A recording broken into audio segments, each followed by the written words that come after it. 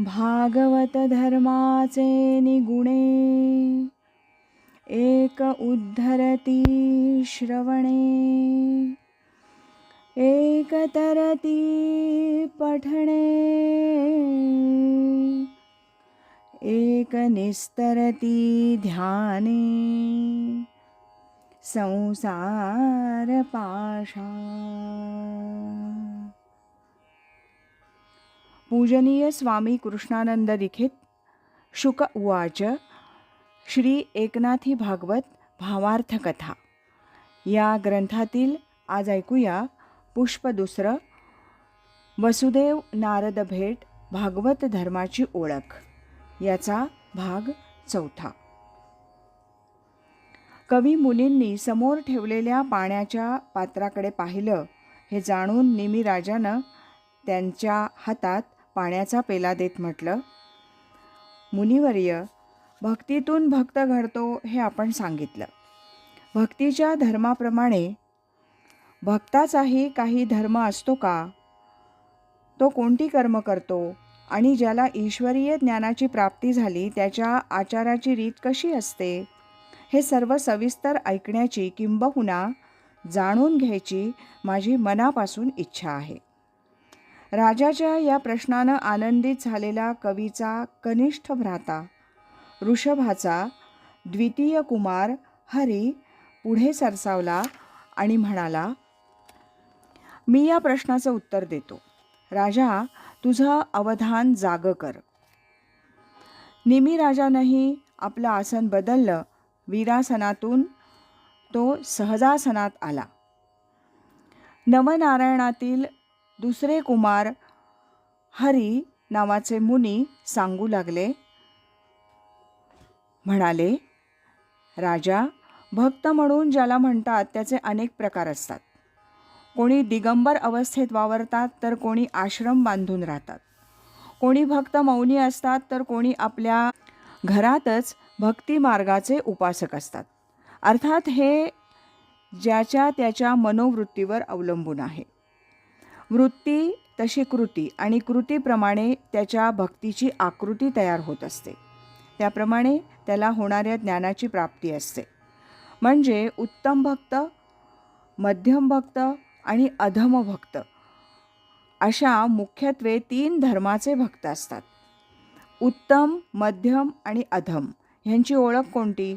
निमीनं विचारलं. सर्व भूताठाई भगवंत भावानं पाहणारा हजारात एखादाच असतो, त्यालाच राजा आम्ही श्रेष्ठ भक्त किंवा उत्तम भक्त असं म्हणतो. देवावर भक्ती असते, मनात कोणता लोभ हेवा नाही, सख्य, दया, क्षमा असे बरेचसे गुण आचरणात असतात. तरी तो भौतिकात वावरतो, त्याला मध्यम भक्त म्हणतात. ज्याच्या ठिकाणी कायम अज्ञान भरलेलं असतं, धातुपाषाणांच्या मूर्ती पूजितो, परंतु इतरांची उपेक्षा करतो, संत सज्जनांचा अनादर करतो, तो अधम भक्त होय.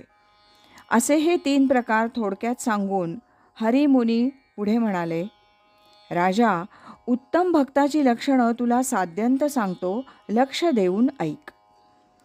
ज्याची इंद्रिय भोग घेताना दिसत असली तरी त्याच्या चित्तात त्या भोगातून येणाऱ्या सुखदुःखाचा थोडासुद्धा स्पर्श होत नाही. मृगजळात सचैल स्नान करावं तसं त्याचं कोरडेपण असतं.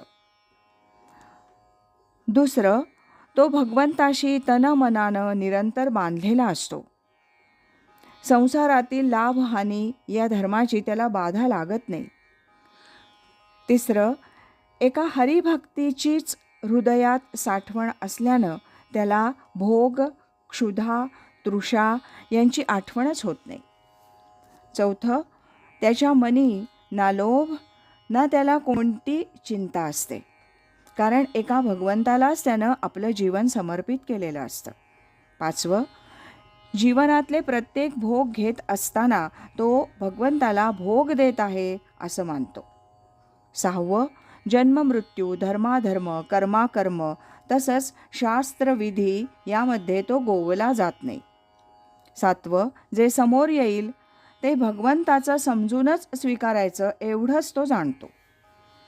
राजा, त्याच्या देहधर्मात, सर्व कर्मात, किंबहुना त्याच्या सर्व आचारविचारात एक एकला भागवत धर्मच भरलेला असतो. तोच श्रेष्ठ आणि उत्तम भक्त म्हणून ओळखला जातो. असाच भक्त भगवंताला जास्त आवडतो. आता त्याच्या आचाराची रीत तुला सांगतो, ती ऐक, असं बोलून मुनिवर्य निमिराजाला श्रेष्ठ भक्ताचे आचार सांगू लागले. पहिला, जीवन जगत असताना प्रारब्धानुसार जे जे सुखदुःख येईल ते तो आनंदानं स्वीकारायचं एवढंच जाणतो. दुसरं, हरिकथा ऐकाव्यात, हरिगुण गावेत, हरिरूप पाहावं आणि अंतरात हरीचंच ध्यान करावं, हीच त्याची दैनंदिनी असते. तिसरं, जात, वित्त, गोत, उच्च नीच, आपला परका, तुझं माझं असे कोणतेही भेद त्याच्या मनाला शिवत नाहीत.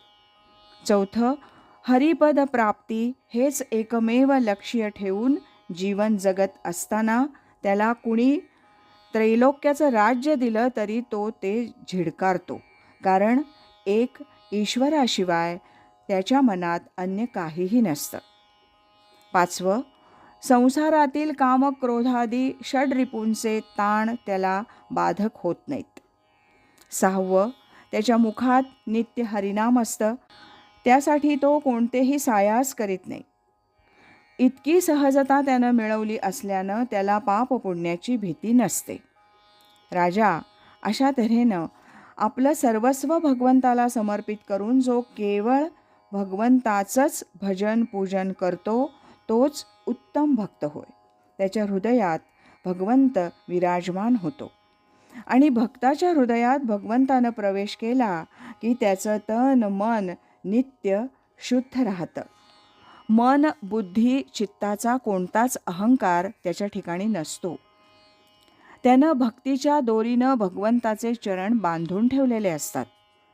आईच्या मांडीवर पहुडलेल्या बालकाप्रमाणे त्याची अवस्था असते. त्यानं तिचा पदर धरताच ती त्याला पदराड घेते.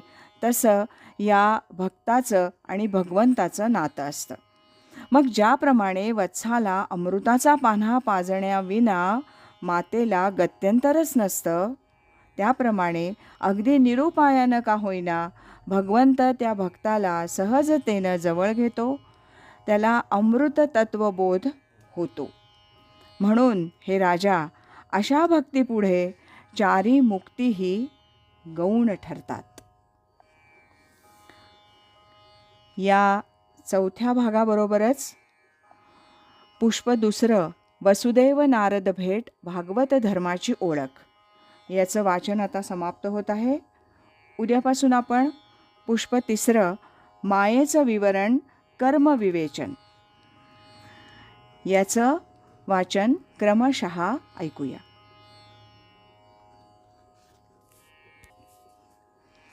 नमो व्यासमूर्ते, नमो शुकदेवा, दिला मुमुक्षुसी त्वा अक्षय ठेवा. कथा भावरूपे घडली या हाते, करी समर्पित गुरुचरणाते.